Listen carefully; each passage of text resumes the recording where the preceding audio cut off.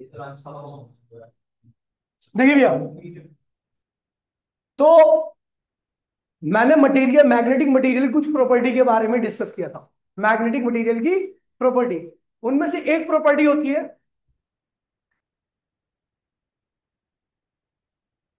Permeability.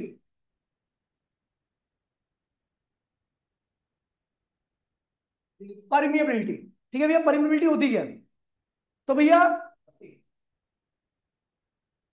Permeability क्या होती है? तो भैया ये है आपका एक मटेरियल, और ये है आपका दूसरा मटेरियल। ठीक है, ये मैग्नेटिक मटेरियल फर्स्ट है, ये मैग्नेटिक मटेरियल सेकंड है। आपने दोनों को सेम फील्ड में रखा है, बी नॉट, और इसको भी बी नॉट में ही रखा है। ठीक है, समझ गए?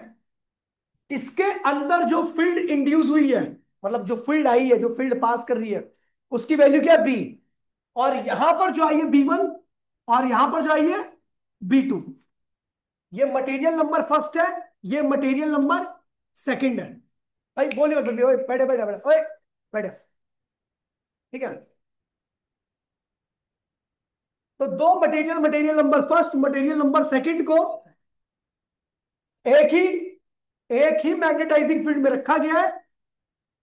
और यहां पर जो मैग्नेटिक फील्ड इंड्यूस हुई है, इसके अंदर जो इसका इंडक्शन हुआ, इंड्यूस मतलब इसके अंदर जो मैग्नेटिक फील्ड आई है, मैग्नेटिक फील्ड में रखे जाने की वजह से जो इसके अंदर मैग्नेटिक करेक्टर है, वो क्या आ रही है? बी1।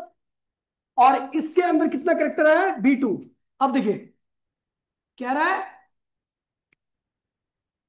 कि अगर इफ, देखिए दोनों की मैग्नेटाइजिंग फील्ड क्या है? मैग्नेटाइजिंग फील्ड वो फील्ड होती है जो बाहर से आप अप्लाई करते हो किसी भी चीज को मैग्नेट बनाने के लिए।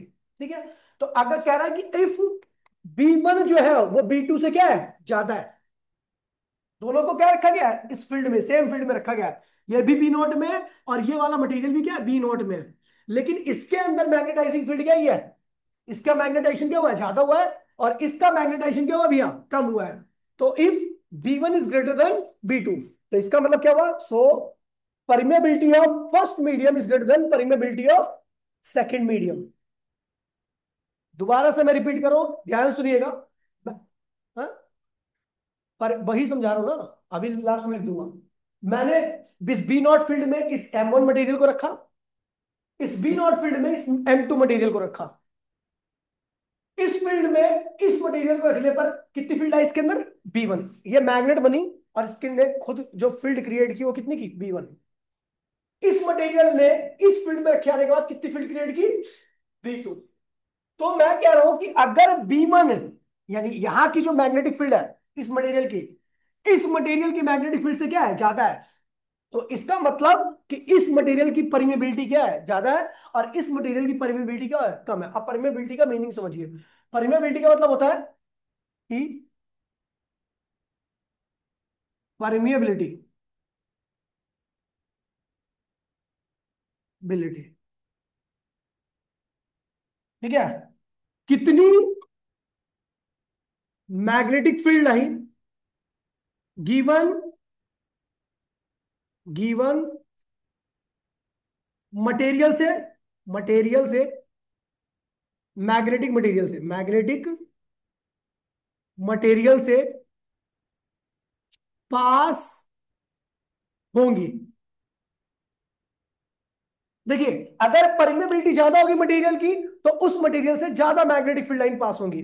और अगर परमेबिलिटी कम होगी मटेरियल की, तो उस मटेरियल से कम मैग्नेटिक फील्ड लाइन पास होगी। तो हम देख रहे हैं भैया, इसको बी नॉट में रखा तो यहां पे मैग्नेटिक फील्ड लाइन कितनी पास हुई? बी1। और इसको भी बी नॉट में रखा तो यहां से कितनी पास हुई? B not, बी2। तो मैंने कहा बी1 जो है वो बी2 से ज्यादा है, इसका मतलब इसकी परमेबिलिटी क्या हुई? ज्यादा होगी, क्योंकि इसके अंदर से ज्यादा मैग्नेटिक फील्ड लाइन पास हुई है। और इसके क्या हुई है? परमेबिलिटी क्या हुई? कम होगी, क्योंकि इसके अंदर से कम मैग्नेटिक फील्ड लाइन पास हुई है। तो परमेबिलिटी हमें बताता है कि कितनी magnetic field line given material से क्या होगी? पास होगी। ठीक है,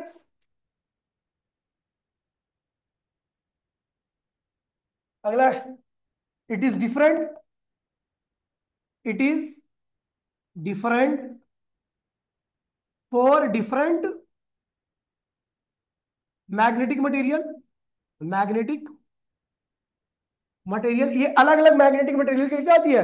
अलग अलग होती है। जैसे for example, for example, maximum for ferromagnetic substance, ferromagnetic substance and minimum for minimum for minimum for और diamagnetic substance, diamagnetic substance. ये अलग अलग मटेरियल के लिए क्या होती है, अलग अलग होती है। सबसे ज्यादा किसके लिए होती है, फेरो के लिए।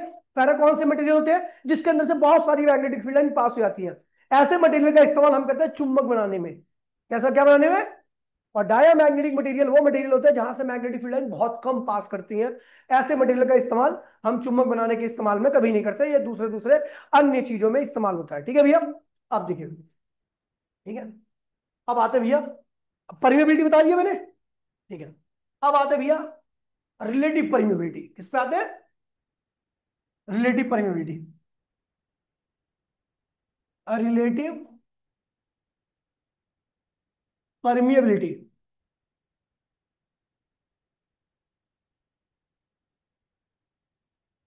बिलिटी, रिलेटिव परमिएबिलिटी को हम लिखते हैं म्यू आर से। किस लिखते हैं, होता क्या है भैया, सुन लीजिए। मैंने कहा भैया, सुन लीजिए।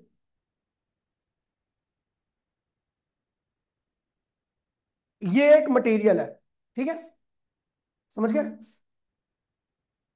और ये बाहर की फील्ड है, ठीक है।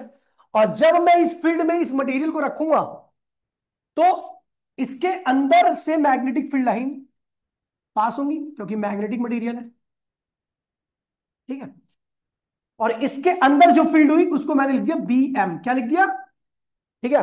अच्छा, ये रिलेटिव परमेबिलिटी जो होता है, it is the ratio of magnetic field in medium upon magnetic field in vacuum.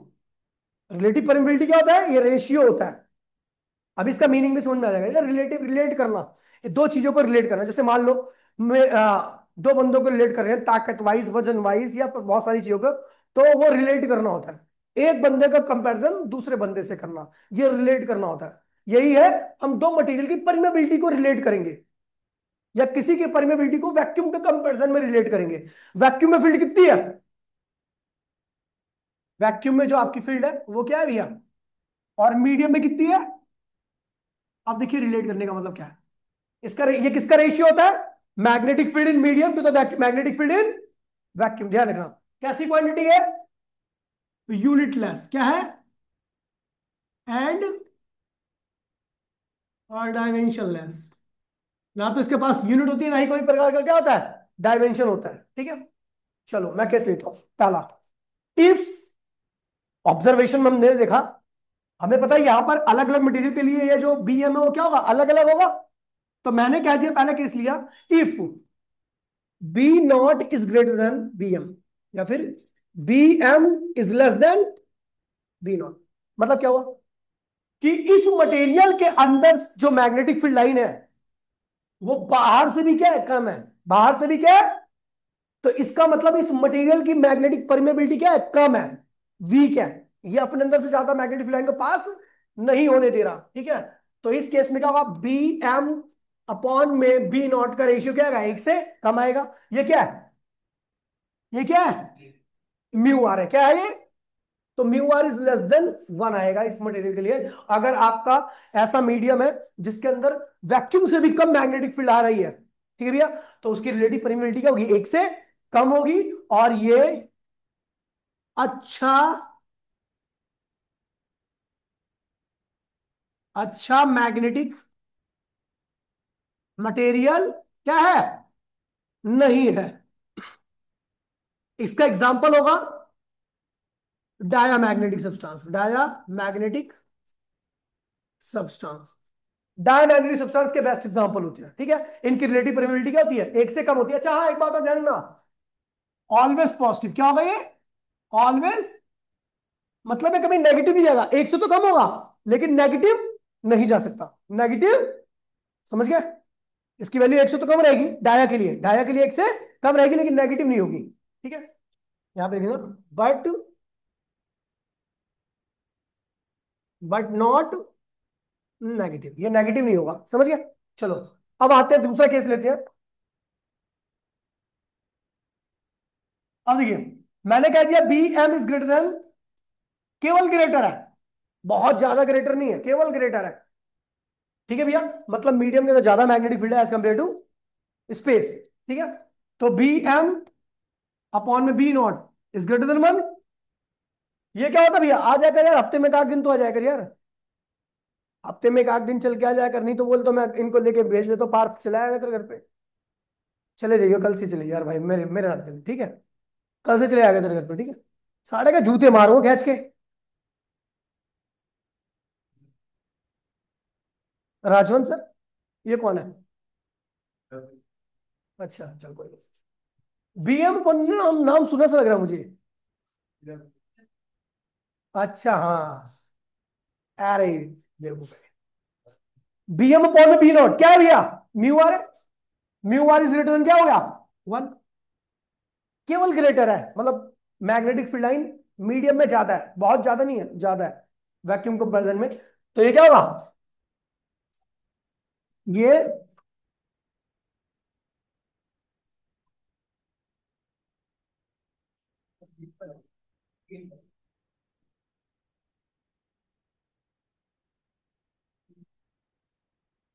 देखिए, एक से ज्यादा तो है लेकिन बहुत ज्यादा नहीं है। इसका एग्जांपल मैं अभी देता हूं पहले। ये ठीक ठाक मटेरियल है, ठीक ठीक है लिखते ना, ठीक ठाक मैग्नेटिक, मैग्नेटिक मटेरियल है, एरियल है। एग्जांपल में क्या होगा भैया, पैरामैग्नेटिक सब्सटेंस, क्या होगा, पैरा, पैरामैग्नेटिक सब्सटेंस।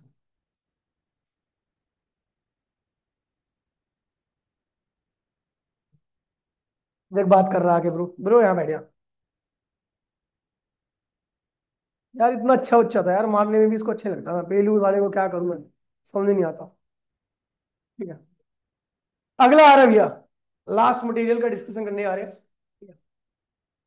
तीसरा, अब सुपर सुअर कहीं के, नहीं, बीएम यानी मीडियम में वैक्यूम के कंपैरिजन में बहुत ज्यादा फील्ड है, समझ गए। वैक्यूम में जो भी फील्ड होगी और वो जो मीडियम रखा होगा उसके अंदर, उसके कंपैरिजन में बहुत ज्यादा फील्ड होगी। तो इस केस में क्या होगा, बी एम अपॉन में बी नॉट का रेशियो क्या आएगा, एक से बहुत बड़ा आएगा, यानी ओए, यानी रिलेटिव परमिबिलिटी क्या होगी, एक से बहुत ज्यादा, यानी ये बहुत अच्छा मैग्नेटिक मटेरियल है, क्या है ये बहुत अच्छा,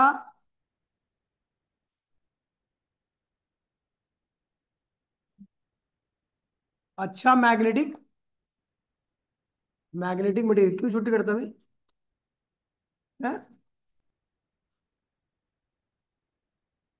एग्जाम्पल, सबसे अच्छा मैग्नेटिक मटेरियल होता है फेरो मैग्नेटिक सब्सटेंस, क्या होता है, फेरो। ठीक है, तो ये परमेबिलिटी समझ में आ गया। परमेबिलिटी एक तरह से कंपैरिजन करता है मीडियम के अंदर कितनी फील्ड है एज कंपेयर टू वैक्यूम। ठीक है भैया, ये होगी रिलेटिव परमेबिलिटी। चलो भैया आगे बढ़ते हैं। ठीक है, ससेप्टेबिलिटी, ससेप्टेबिलिटी काई। ठीक है, मैंने आपको पहली क्लास में इंटेंसिटी ऑफ मैग्नेटाइजेशन और मैग्नेटाइजिंग इंटेंसिटी के बारे में बताया था। मैग्नेटाइजिंग इंटेंसिटी होती है फील्ड की क्वालिटी, कोई फील्ड किसी भी चीज को कितना मैग्नेट बना रही है, कितना हद तक मैग्नेट बना रही है, उसकी फील्ड की इंटेंसिटी पे डिपेंड करेगा, इसे मैग्नेटाइजिंग इंटेंसिटी कहते हैं। और इसका फॉर्मूला था H इक्वल्स टू में एन आई, किसका होता है, एन, एन क्या, number of turn in solenoid, और आई क्या, करंट इन सोलिनोइड। अच्छा, फिर मैंने बताया था कि किसी भी चीज का मैग्नेट बनना उसकी क्वालिटी पे भी डिपेंड करता है। जैसे मैं यही सेम चीज पढ़ा रहा हूं लेकिन हर बच्चे को अलग अलग आएगा, तो किस पे डिपेंड कर रहा है, बच्चे पे, कि बच्चे की कंसंट्रेशन कितनी आता है या बच्चा कितने ज्यादा सीरियस ले रहा है पढ़ाई को। ठीक है, दिमाग की तो कोई बात नहीं होती, दिमाग सबके पास क्या होता है, बराबर ही रहता है। ठीक है भैया, तो जब मैं मैग्नेटाइजिंग फील्ड की बात करूंगा, मैग्नेटाइजिंग फील्ड की बात करूंगा, तो ये मैग्नेटिक फील्ड पे डिपेंड करेगा कि वो किसी भी मैग्नेट को कितना, किसी भी मैग्नेटिक सब्सटेंस को कितना स्ट्रॉन्ग मैग्नेट बनाती है। ये मैग्नेटाइजिंग फील्ड की खासियत है। लेकिन अगर मैं मैग्नेटाइजिंग फील्ड की बात करूंगा, intensity of magnetization, intensity of, तो वो मटेरियल पे डिपेंड करेगी कौन सा मटेरियल ज्यादा अच्छा मैग्नेट बनेगा। ठीक है। अच्छा आप दिमाग लगाओ, सबसे ज्यादा अच्छा मैग्नेटाइजेशन किसका होगा? डाई, पैरा, फेरो? फेरो का, ऑब्वियस सी बात है। समझ गए? तो ये ध्यान रखना। तो ससेप्टेबिलिटी जो होता है, it is the ratio of intensity of magnetization upon में मैग्नेटाइजिंग इंटेंसिटी। अच्छा, इसका फॉर्मूला होता है एन आई, और इसका फॉर्मूला होता है N I M. I M पता क्या है? अब ये आपके लिए नई टर्म है। I am is the equivalent current. I am क्या है? करंट नहीं होता, ये इक्विवेलेंट करंट होता है। क्या होता है?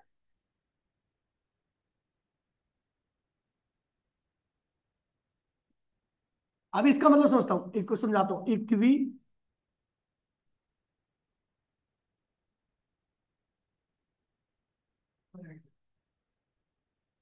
अच्छा देखिए भैया, आपको पता है, ओए,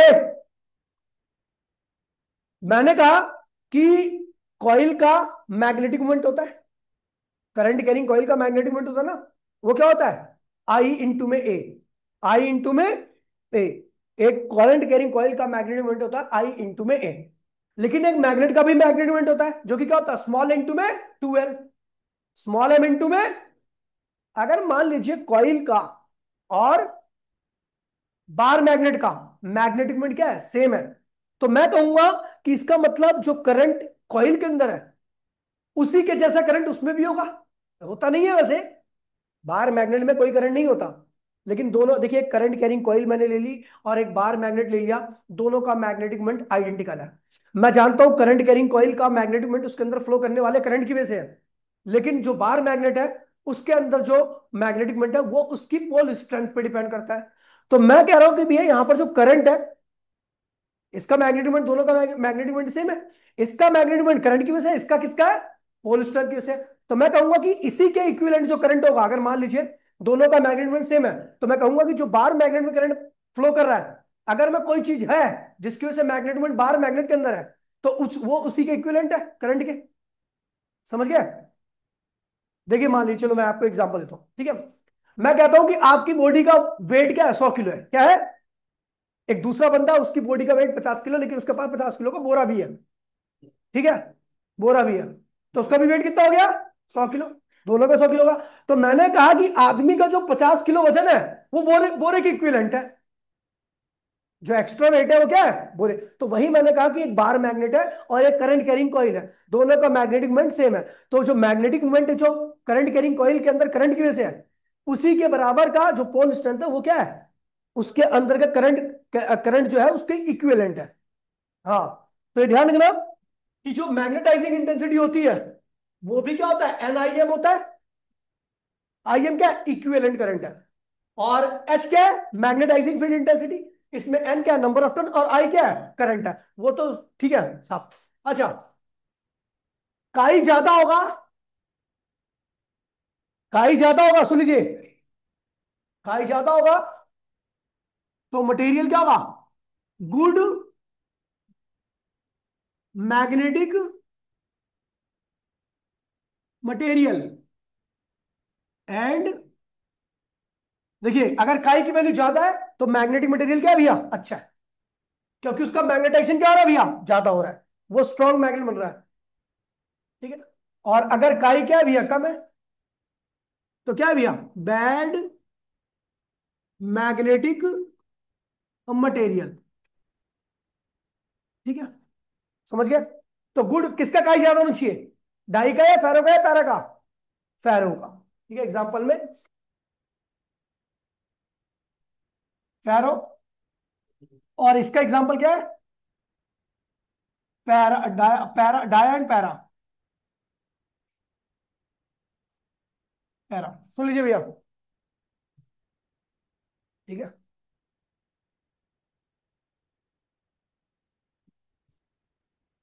रिलेशन इन बिटवीन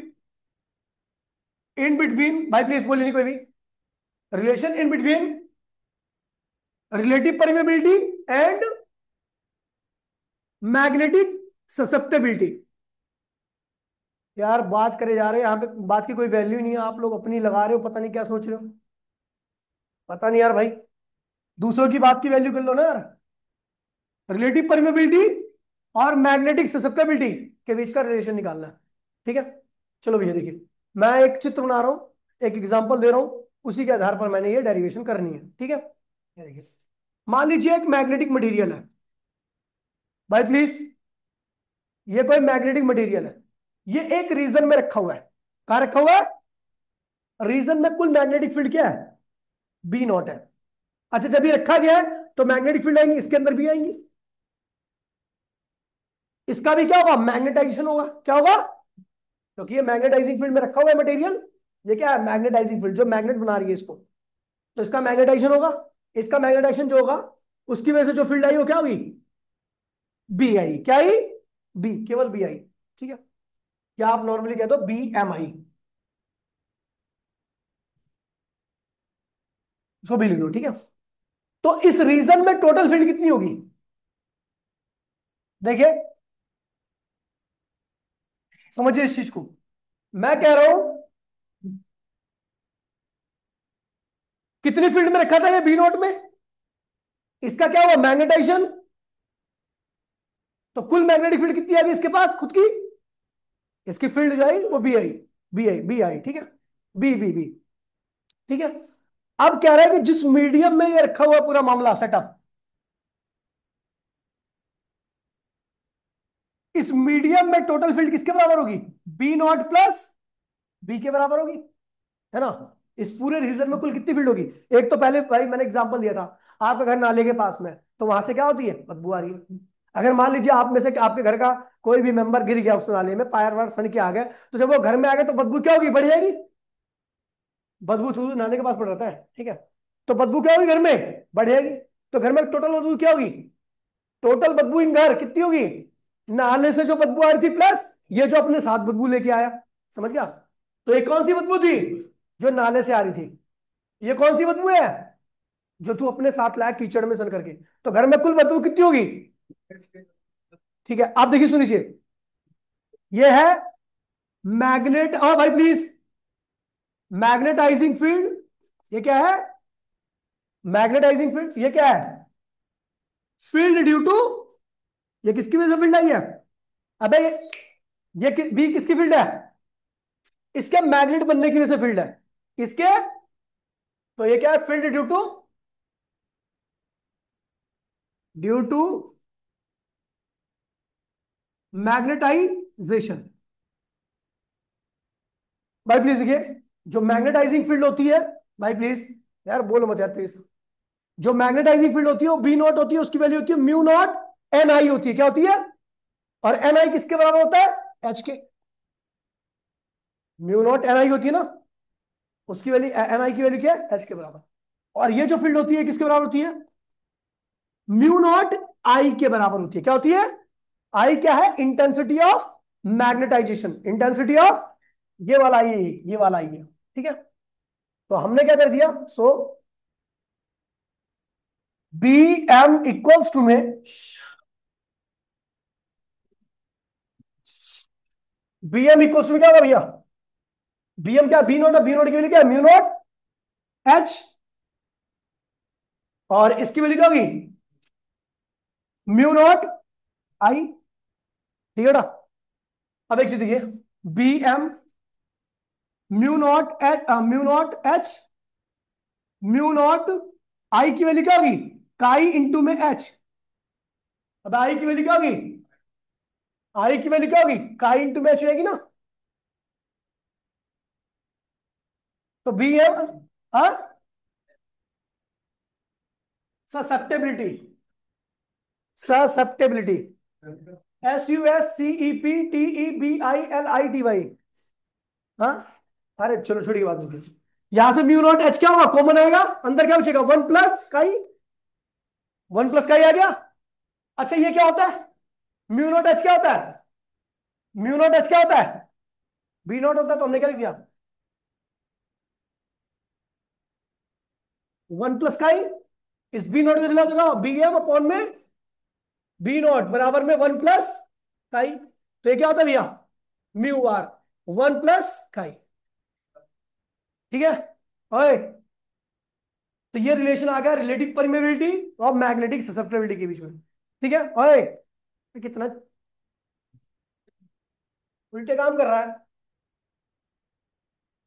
अब देखिए, ठीक है, मैं डाया की बात करता हूं। देखिए ये रिलेशन आ गया किसके बीच का, रिलेटिव परमेबिलिटी और मैग्नेटिक ससेप्टेबिलिटी के बीच का। मैं पहले बात कर रहा हूं डाया की। ये जो ससेप्टेबिलिटी है ना, ये इसी का टॉपिक है। मैं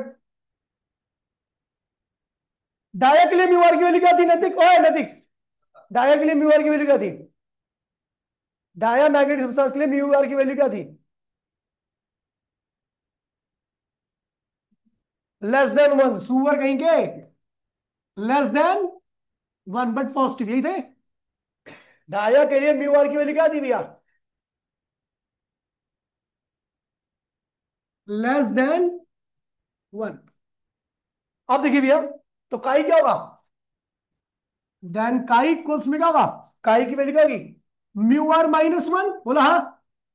ओए, काई क्या होता है, म्यू आर -1। काई की वैल्यू क्या होगी, देखिए म्यू आर इक्वल्स में 1 प्लस काई था, नीचे देखो। लेकिन अगर हमें काई की वैल्यू निकालनी है तो क्या होगा, म्यू आर -1। अच्छा एक बात बताओ, काई की वैल्यू म्यू आर -1 है। अच्छा डाया की बात करूंगा तो डाया के लिए क्या होता है, लेस देन 1 है। ये क्या होगा, लेस देन 1 -1, तो क्या होगा, काई फॉर डाया क्या होगा, नेगेटिव आएगा। क्या आएगा, नेगेटिव। और अगर मैं बात करूं पैरा की, किसकी बात कर रहा हूं, पैरा की।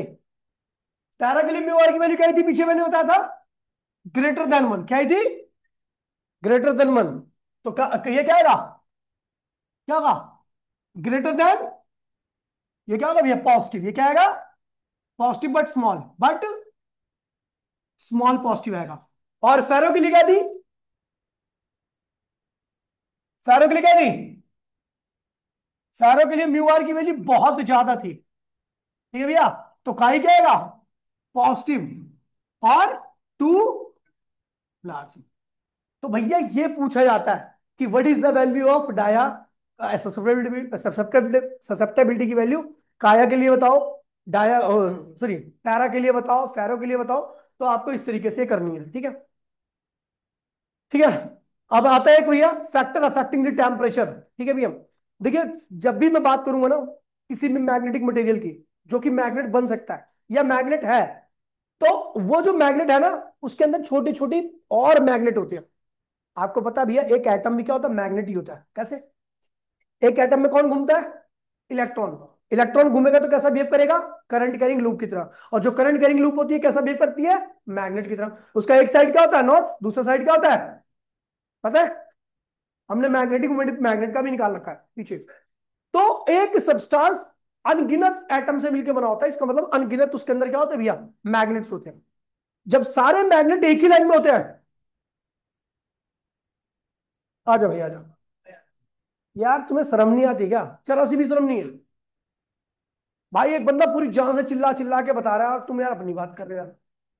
थोड़ी तो रिस्पेक्ट कर लो भाई। ठीक है, मेरी बात सुनिए भैया।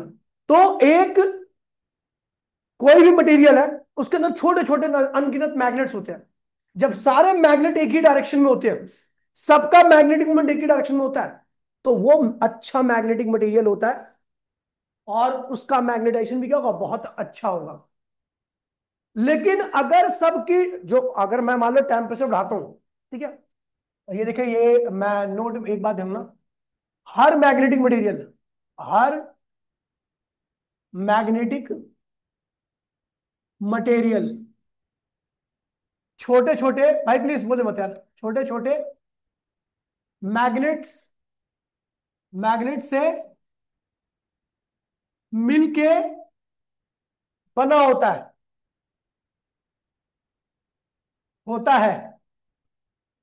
उसे हम डोमेन कहते हैं। क्या कहते हैं भैया, छोटे जिनसे कोई भी मैग्नेटिक मटेरियल छोटे मैग्नेट से मिलकर बना होता है उसको हम क्या कहते हैं भैया, डोमेन कहते हैं। क्या कहते हैं, डोमेन।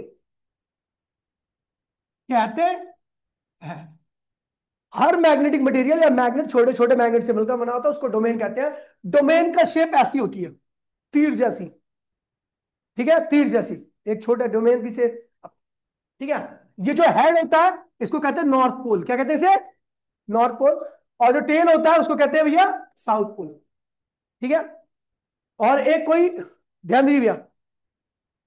ठीक है, एक अच्छे मैग्नेटाइज मैग्नेटाइज्ड मटेरियल के अंदर सभी डोमेन्स क्या होती है? सभी डोमेन्स एक डायरेक्शन में होती है।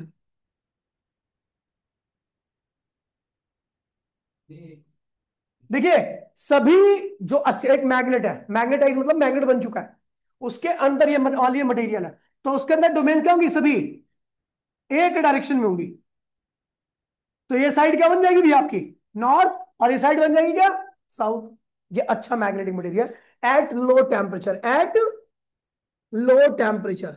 लेकिन जैसी आपके अंदर उंगली हुई और आपने क्या किया भैया? टेम्परेचर को बढ़ाना चालू किया, तो वैसी जो डोमेन सारी एक डायरेक्शन में है। जैसे आपने टेम्परेचर को बढ़ाना चालू किया, जैसे आपने टेम्परेचर बढ़ाना चालू किया, वैसी ये सारी डोमेन जो एक ही डायरेक्शन में थी, इनकी रैंडमनेस क्या होगी? बढ़ेगी। आपको पता है ना, टेम्परेचर बढ़ाने से रैंडमनेस, क्योंकि एटम ही तो है ये, रैंडम बढ़ जाएगी। तो और ये क्या होगी? सब टेढ़ी मेढ़ी ऐसे करके। ठीक है, इस, ठीक है,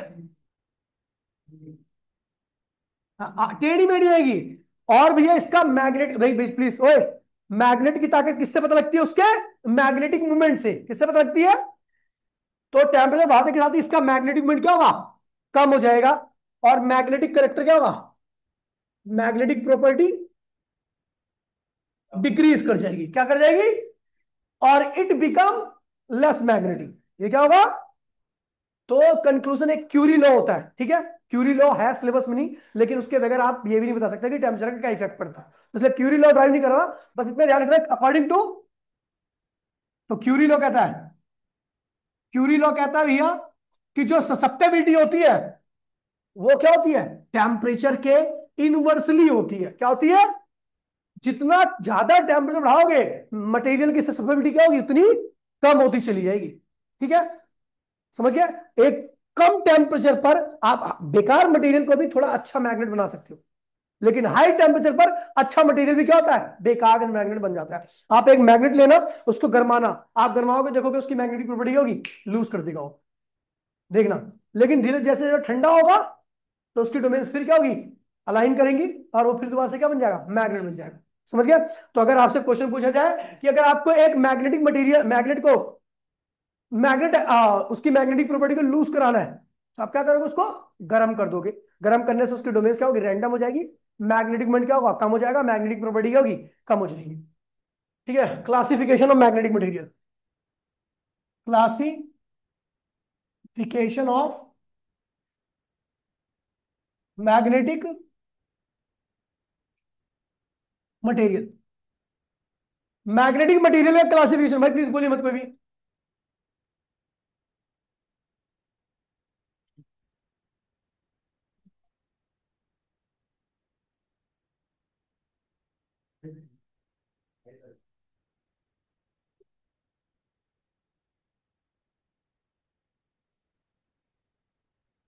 ठीक है भैया, ये मैग्नेटिक मटेरियल का क्लासिफिकेशन है।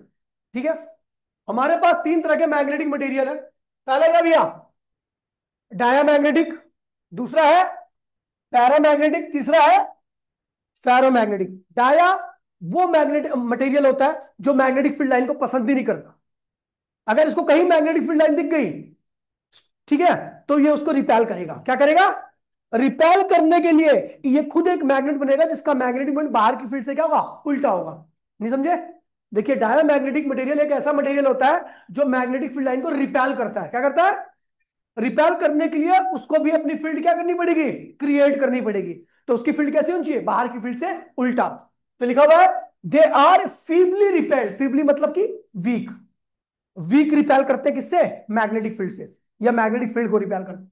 दूसरा, ये हमेशा क्या करता है भैया, अच्छा नीचे ना, ठीक है, एक्वायर फीबल में, अगर इनको मैग्नेटिक फील्ड में रखते हैं तो थोड़ी देर के लिए इनके अंदर क्या होता है, एक छोटा सा मैग्नेटिज्म आता है, ठीक है, जो कि मैग्नेटिक फील्ड के क्या होता है, उल्टा ही होता है, क्या होता है, क्योंकि इनको रिपेल करना होता है। अगला कह रहा है भैया, अगर इनको स्ट्रॉन्ग मैग्नेटिक फील्ड में रखा जाएगा तो इनको मैग्नेटिक फील्ड पसंद नहीं है, कहां जाएंगे, मैग्नेटिक फील्ड से दूर, ठीक है। कह रहा अगर आप डायमैग्नेटिक रोड को मैग्नेटिक फील्ड में लटका दोगे तो वो अपने आप को इस प्रकार से लाइन करेगी कि उसका कम से कम रीजन क्या है, मैग्नेटिक फील्ड के संपर्क में है, समझ गए। अगर मैग्नेटिक फील्ड ही है तो अपने आप को ऐसे लाइन करेगा कि उसका कम से कम रीजन क्या होगा, मैग्नेटिक फील्ड के अंदर है। अगला कह रहा है भैया, इसकी जो ससेप्टेबिलिटी होती है वो नेगेटिव होती है, क्या होती है, पता ना, आपको पीछे बताया था। अगला कह रहा है इसकी जो परमेबिलिटी होती है वो पॉजिटिव होती है, लेकिन लेग से कम होती है, पीछे बताया था, ठीक है। इसका जो ठीक है, ये परमेबिलिटी, ये रही इसकी परमेबिलिटी, इसकी परमेबिलिटी क्या होती है, वैक्यूम से भी कम होती है, वैक्यूम की परमेबिलिटी वैक्यूम की फील्ड से भी कम होता है ना, तो इसका मतलब इसकी जो परमेबिलिटी होती है वैक्यूम से भी क्या होती है, कम होती है। इसकी ससेप्टेबिलिटी क्या होती है, टेम्परेचर पे डिपेंड करती है, क्योंकि ऑलरेडी कम होती है। इसकी क्या होती है, जिसकी कम है तो टेम्परेचर बढ़ा करके तो कम ही होना ना, तो इसकी ऑलरेडी कम है तो टेम्परेचर बढ़ाओगे तो कोई फर्क पड़ने वाला नहीं है, ठीक है। इसका मैग्नेटाइजेशन क्या होता है भैया, जब ही तक रहता है जब तक कि फील्ड में रहेगा, जैसी फील्ड हटाओगे तो ये उसको रिपेल करना भी क्या करेगा, बंद कर देगा। इसका मतलब फील्ड में जब ही तक इसका मैग्नेटाइजेशन होता है, जब तक ये फील्ड में प्रेजेंट रहता है तभी तक ये फील्ड को रिपेल करेगा, ठीक है। लेकिन जैसी फील्ड हटाओगे तो रिपेल करना बंद, यानी इसकी मैग्नेटिक प्रॉपर्टी क्या होगी, छूमंतर। अगला है भैया, कह रहा है इसका जो मैग्नेटाइजेशन है वो एच पे डिपेंड करता है, किस पे डिपेंड करता है, जितना स्ट्रॉन्ग एच अप्लाई करोगे इसका मैग्नेटाइजेशन भी क्या होगा, उतना ज्यादा करेगा, उतना ही अगेंस्ट में फील्ड क्रिएट करेगा, ठीक है, ठीक है। और ये वाला आपको हिस्टैरिसीस इफेक्ट आपको नहीं पढ़ना, ठीक है, ये भी आपको नहीं पढ़ना, और आपको सीधा एग्जांपल याद रखने, ठीक है भैया। पैरा, ये मैग्नेटिक फील्ड में रखा जाएगा तो स्ट्रॉन्ग मैग्नेटिक फील्ड की तरफ जाएगा, ठीक है। इसका मैग्नेटाइजेशन क्या होता है, अच्छा होता है। इसकी ससेप्टिबिलिटी क्या होती है, वैक्यूम से ज्यादा होती है। इसके अंदर फील्ड भी क्या होती है, वैक्यूम से ज्यादा होती है। इसकी मैग्नेटिक ससेप्टिबिलिटी क्या होती है, पॉजिटिव होती है, बट नॉट मोर देन, ठीक है, ज्यादा नहीं होती, मोर देन मतलब फेरो, ठीक है। और इसका टेम्परेचर बढ़ाओगे तो इसकी ससेप्टिबिलिटी क्या होगी, कम होगी, ठीक है। इसको, इसका मैग्नेटाइजेशन भी क्या होता है, एच पे डिपेंड करता है, जितनी ज्यादा मैग्नेटाइजेशन फील्ड होगी इसका मैग्नेटाइजेशन भी क्या होगा, उतना ही ज्यादा होगा। ये टेबल भैया आप याद करना, मैंने जो पढ़ाया है सारी टेबल में लिखा हुआ है, ठीक है। इस टेबल को एज इट इज अपनी कॉपी में उतार लेना। ये चैप्टर यहां पे फिनिश हो चुका है, ठीक है भैया, ठीक है। अगर मैं एक दो क्लास और लेता तो सारा मैं वो अर्थ मैग्नेटिज्म भी कराता, लेकिन वो सब आउट ऑफ सिलेबस है, ठीक है। तो मैं भी अब थोड़ा आउट ऑफ सिलेबस टॉपिक को नहीं छूड़ा, ठीक है। अब मैं सीधा कल से अगली क्लास से स्टार्ट करूंगा आपका, ठीक है। वो जो ईएमआई होगा ना, ईएमडब्ल्यू, वो मैं आपका एक ही क्लास में खत्म करूंगा, संडे वाली क्लास में, एक क्लास में पूरा फिनिश है, हाँ। तो आज कल छुट्टी है ना, माउंट की छुट्टी पहले बताओ, नहीं माउंट की छुट्टी नहीं है तो मतलब नहीं है, ठीक है। कल हमारा वो क्या कहते हैं, कल क्लास नहीं होगी, परसों ही होगी। एसी स्टार्ट करेंगे, सॉरी 6 चैप्टर स्टार्ट करेंगे, और संडे को एक ही क्लास में खत्म करूंगा मैं ईएमडब्ल्यू, कोई मिस नहीं करेगा। वो सारे नोट्स पढ़े, वही नोट्स मैं आपको थ्रो कर दूंगा, ठीक है। मिलते हैं अगली क्लास में, टाटा बाय बाय, जय हिंद, जय भारत।